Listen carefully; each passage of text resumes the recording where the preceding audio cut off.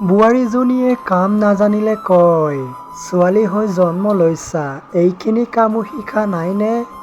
নমস্কাৰ বন্ধুসকল, আজি মই আপোনালোকক ছোৱালীসকলে যেতিয়া বোৱাৰী হয় শহুৰ ঘৰলৈ যায় তেতিয়া শহুৰ ঘৰত কিছুমান কথা শুনিবলগীয়া হোৱা কিছুমান কথাৰ বিষয়ে এই ভিডিঅ'ত আপোনালোকক অৱগত কৰাবলৈ এই ভিডিঅ'টো আপোনালোকলৈ আগবঢ়ালোঁ। যদিহে ভিডিঅ'টো ভাল লাগে তেনেহ'লে এটা লাইক কৰি দিব আৰু চেনেলটো ছাবস্ক্ৰাইব কৰি ল'ব।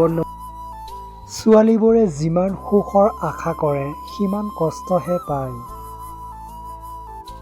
ছোৱালীবোৰ বিয়াৰ পাছত বোৱাৰী কম শহুৰ ঘৰৰ সকলোৰে প্ৰয়োজনত ব্যৱহাৰ কৰা জীৱন্ত মেচিন বেছি হয়।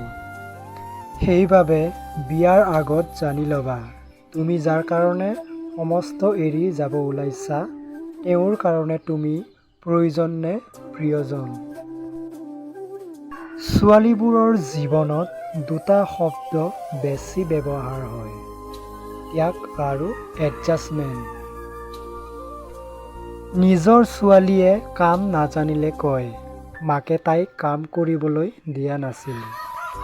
স্কুল কলেজ টিউচন আদিবোৰতে ব্যস্ত আছিল।